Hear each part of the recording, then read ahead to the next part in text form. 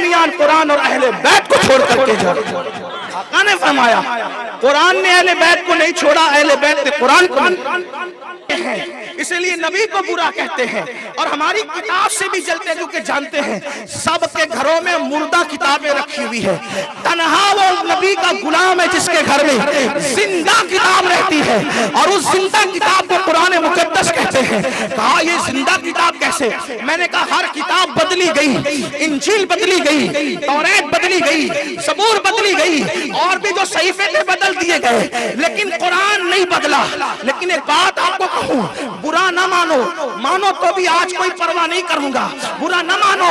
آپ کہتے ہیں کہ کتاب ہماری کیوں نہیں بدلی گئی، کتاب ہماری کیوں نہیں بدلی گئی، تو کوئی کہے گا دارالعلوم ہم نے بنا لیے اس لیے کتاب نہیں بدلی گئی۔ تو کیا یہودیوں اور نصرانیوں کے یہاں ان کی خانقاہیں نہیں تھی، ان کی درسگاہیں نہیں تھی؟ آپ کہتے ہیں کہ دارالعلوم بنائے، مدرسے بنائے۔ آپ کو نہیں کہہ رہا ہوں، ادھر والوں کو کہہ رہا ہوں جن کو نبی اور آل نبی سے تکلیف ہوتی ہے، ان کو کہہ رہا ہوں تھوڑے سے اشارے بھی ذرا سمجھا کرو، اپنے پہ نہ لیا کرو۔ اور اگر چور کی داڑھی میں تنکا کہنے کے بعد کوئی اپنی داڑھی دیکھے تو پھر میں سمجھتا ہوں کہ بات جس کے لیے کہی جا رہی تھی اس تک پہنچ گئی ہے۔ اللہ اکبر۔ عرض یہ کر رہا تھا اگر آپ کہتے ہیں کہ ہم نے مدرسے بنا لیے اس لیے قرآن بچا لیا، ہم نے مسجدیں بنا لی اس لیے قرآن بچا لیا، تو اوروں کے پاس بھی تو مسجدیں تھیں، اوروں کے پاس بھی تو درسگاہیں تھیں۔ آپ کہیں گے پھر قرآن کیسے بچ گیا؟ میں نے کہا کیوں بچا وہ تحقیق اصل میں سننے کی بات ہے۔ کہا وہ کیا کیسے بچا؟ میں نے کہا توریت اس لیے بدل دی گئی، انجیل اس لیے بدل دی گئی، زبور اس لیے بدل دی گئی کہ ان کتاب لانے والوں کے گھر میں کوئی حسین ابن علی پیدا نہیں ہوا۔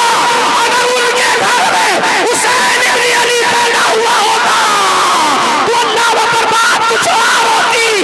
اوروں کے گھر میں حسین پیدا نہیں ہوا، ان کی کتابیں بدل دی گئی۔ محمد عربی کے گھر میں حسین جیسا شہید پیدا۔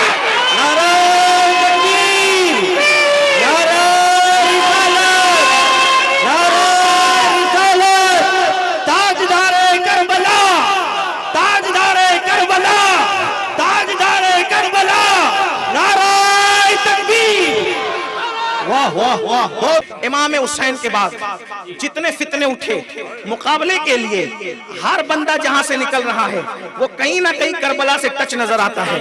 آئیے بتاؤں، دیکھ لیجئے منصور کا فتنہ اٹھا اس وقت جب کوئی مرد قلندر اس کے سامنے کھڑا ہوا سینہ تان کر تو اس کو دنیا نعمان بن ثابت امام اعظم ابو حنیفہ کے نام میں جانتی ہے۔ جو مرید کس کا ہے؟ جو مرید ہے زید شہید ابن امام زین العابدین کا۔ توجہ فرمائیں، توجہ فرمائیں۔ اور بعض لوگوں نے کہا سیدنا امام جعفر الصادق کا، لیکن بہرحال دیکھ رہے کربلائی ہے نا۔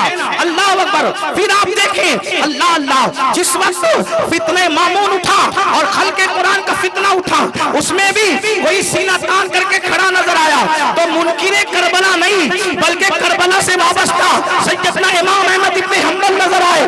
آپ دیکھیں احمد ابن حنبل کون ہے؟ چاروں اماموں میں جس نے سب سے زیادہ یزید کا رد کیا ہے، حتیٰ کہ جس نے یزید کو کافر کہا ہے وہ امام احمد ابن حنبل رضی اللہ تعالیٰ عنہ میدان میں آئے۔ اس کے بعد دیکھیں جب فلسفے نے اللہ پر اسلام میں بگاڑنے کی کوشش کی اس وقت محمد ابن محمد غزالی نام کا مرد قلندر اٹھا۔ وہ کون ہے؟ وہ بھی کربلائی ہے۔ اسی طریقے سے جب دین مردہ ہونے کے قریب تھا اس وقت بغداد میں جس نے دین کا ہاتھ پکڑ کے کھڑے کر کے دین کو زندہ کر کے محی الدین کا لقب پایا ہے وہ تو نسبی بھی کربلائی تھا اور حسبی بھی کربلائی تھا۔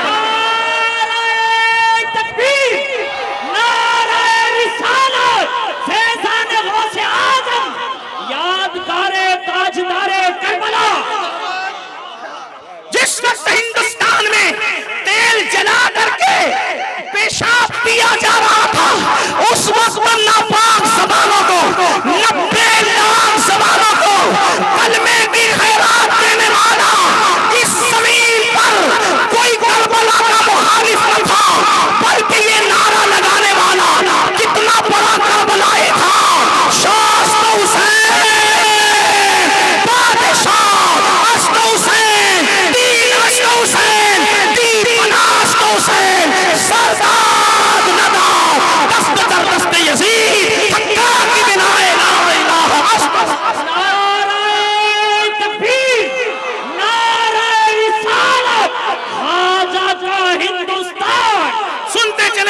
جلدی سے اللہ اکبر. پھر اس کے بعد اللہ اللہ اگر عراق میں دین پہ حملہ ہوا, اب میں زیادہ لمبی نہیں کرتا لیکن سنیں, جب عراق میں دین پہ حملہ ہوا تو اس وقت تو دھول چٹانے کے لیے سید احمد کبیر رفاعی بن کر جو سامنے آیا وہ بھی کربلائی تھے. اللہ اکبر, نسبی بھی اور حسبی بھی. بعض لوگ در والے تھے, بعض گھر والے تھے, لیکن تھے سب کربلا والے, تھے سب کربلا والے تھے. سب کی زندگی میں کربلا نہ گنا دوں تو پھر میرا نام نہیں.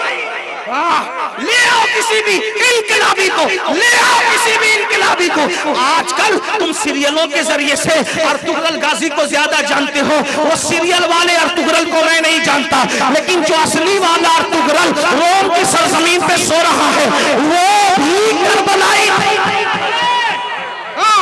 اس لیے کہ وہ مرید ہے شیخ محی الدین ابن عربی کا, اور ابن عربی مرید ہے جس کے وہ ہے سرکار غوث اعظم کے غلام. دیکھیں تو صحیح. اس کے بعد آپ دیکھتے چلے جائیں, دیکھتے چلے جائیں. مامونیوں کا فتنہ اٹھا, منصوریوں کا فتنہ اٹھا, عباسیوں کا فتنہ اٹھا, امویوں کا فتنہ اٹھا. سب کا سر کچلنے والے اور پیر رکھ کر کے مروڑ دینے والے کیڑے مکوڑوں کی طرح کون تھے؟ وہ سب کربلائی تھے. اس لیے کہ کربلا خون گرم کرتا ہے, کربلا خون میں حرارت پیدا کرتا ہے. کربلا نامردی ختم کر کے وجود میں مردان کی پیدا کرتا ہے. کس کس کو کس کس نے مرد کہا یہ الگ عنوان ہے, لیکن نبی نے جس کو مرد کہا ان مرد کہلانے والوں میں ایک اور ہے. کہتے لا فتح الا علی, لا سیف الا ذوالفقار. علی کی طرح کوئی جوان نہیں ہے اور ذوالفقار کی طرح کوئی تلوار نہیں.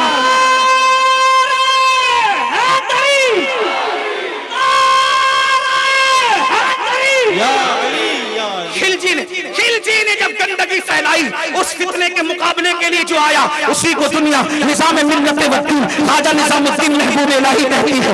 آپ اندازہ فرمائے اکبر کے فتنے کو فاروق اعظم کے جس شہزادے نے دھول چٹا کر کے زمین سے مٹا دیا, اس کو دنیا شیخ احمد سرہندی اللہ اکبر مجدد الفسانی کے نام سے جانتی ہے.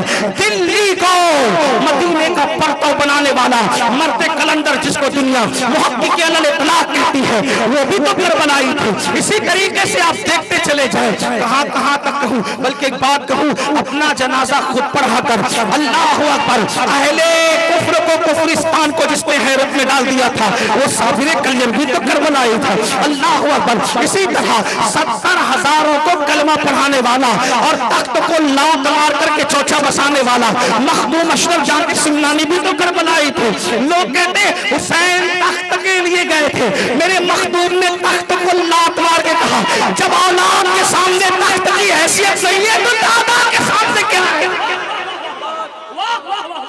جس کے بچے حسین اصل میں مرگ یزید ہے, اسلام زندہ ہوتا ہے ہر کربلا کے بعد. جس نے 14ویں صدی کے فتنے کو دھول چٹایا وہ امام احمد رضا محدث بریلوی بھی ایسا کربلائی تھا کہ کہتے ہیں خوشا دلے کے دہندش ولائے آل رسول, خوشا دلے کے دہندش ولائے آل رسول, خوشا سرے کے کنندش فدائے آل رسول. اگر نہیں سمجھے تو بتا دوں, کہتے ہیں دل صرف وہی دل ہے جس میں اہل بیت کی محبت ہے اور سر وہی سر ہے جو اہل بیت میں قربان ہو جائے.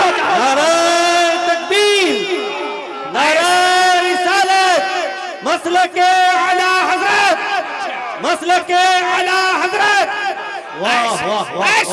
ایسے کربلائی جس کے دور کے منافقوں نے اس کو شیعہ رافضی تک ہونے کا تانا دیا کہ اس کا نام تو احمد رضا ہے, اس کے ابا کا نام تو نقی علی ہے, اس کے دادا کا نام تو قاسم ہے اور پردادا کا نام علی رضا علی ہے. یہ سارے نام تو اہل بیت کے اماموں کے ہیں, تو یہ رافضی ہو گئے ہیں. اس وقت کہا گیا یہ نام رکھنے والے رافضی نہیں ہوتے بلکہ صحابہ کو گالیاں دینے والے رافضی ہوتے ہیں. گویا کے نام بتا, اور اور وہ کوئی کہہ سکتا ہے چلے بھائی یہ نام جو رکھے انہوں نے تھوڑی رکھے، ان کے آبا و اجداد نے رکھے، لیکن انہوں نے تو کمال کر دیا، بیٹیوں کے نام بھی وہ رکھے، ایسا کربلائی تھا میرا امام۔ یوں ہی تھوڑی پیار ہے احمد رضا سے، اس لیے کہ وہ احمد رضا اہل بیت کے ساتھ سچی وفا کرتے ہیں۔ بیٹیوں کے نام کسی کے گھر میں وہ نہ ملے مجھے، میری اپنی معلومات میں جو ان کے گھر میں ملے، کہا چلو احمد رضا نام تو ابا نے دادا نے رکھا، دادا کا نام پر دادا نے رکھا، پر دادا کا نام رکھا، خاندان والا، لیکن یہ کیا تھے؟ کہا یہ تھے، بیٹی پیدا ہوتی ہے تو نام رکھتے مرتضی بیگم۔ علی کے نام پہ بیٹوں کے نام تو ملتے ہیں، علی کے نام پہ بیٹیوں کے نام نہیں ملتے۔ علی کے نام پر جس نے بیٹی کا نام رکھا ہے اسی کو دنیا امام احمد رضا کہتے ہیں۔ لیکن کچھ لوگوں کو منٹیوں کو ذکر کہا علی کا ذکر زیادہ نہ کرو ورنہ قوم بگڑ جائے گی۔ میں نے کہا اوقات دے، سیدہ عائشہ نے فرمایا ذکر علی عبادت ہے، امام عبادت سے قوم بگڑا نہیں کرتی، عبادت سے قوموں کی اصلاح۔ ہاں لیکن اتنا ضرور شعور آنا چاہیے کہ زبان پہ علی ہو کر کے دل میں صحابہ کا بغض نہ، بس اتنی بات ہے جو لازم ہے، ہاں لازم ہے، لیکن علی علی کہنے سے ڈرا نہ کرنا۔ ہاں اور اگر علی سے کسی کو چیڑ ہوتا ہے، کسی کا منہ اترتا ہے تو اس کے اترے ہوئے منہ کی پرواہ نہیں کرنا۔ کیوں؟ اس لیے کہ معیار سنیت وہ نہیں ہے جو ناسبیوں نے اور خارجیوں نے مقرر کیا ہے یا رافضی جو تانا دیتے ہیں۔ معیار سنیت وہ ہے اہل حق کا جو ہر دور میں جو ہے وہ مقرر کیا جاتا رہا۔ جیسے آج کے دور میں ہم لوگ اپنے امام اہل سنت کے نام سے پہچانے جاتے ہیں، لیکن 14.5 صدی کے بعد کا مسلمان جس امام کے نام سے پہچانا جاتا ہے تو لوگوں کو اندازہ ہوتا ہے کہ اس امام کی اہمیت کیا ہے، لیکن صحابہ کا ایمان، صحابہ کا ایمان جس کے نام سے پہچانا جاتا ہے، توجہ کریں نا ذرا، توجہ کریں نا ذرا، صحابہ کے مسلک کی پہچان اکابرین کے اٹھنے کے بعد کیا تھی؟ میرے جملے پہ غور کرنا، نہ میں رافضی ہوں نہ تفضیلی ہوں، لیکن میں وضاحت کے طور پہ نہیں کہہ رہا ہوں، الحمدللہ۔ ہاں لیکن اتنا ضرور اکابرین اٹھے تو صحابہ کے درمیان ان کے صحابہ کے مسلک کی پہچان کر، صحابہ کہتے ہیں جب فتنے امت میں پیدا ہوئے تو ہم لوگ ڈرتے تھے حق بات کریں کس کے سامنے، مجمع زیادہ ہو تو کریں کس کے سامنے، تو کہا چھانٹنے کے لیے پھر ہم ایک کام کرتے تھے کہ پھر ہم گویا کے لکیر کھینچتے تھے، ہمیں اللہ اکبر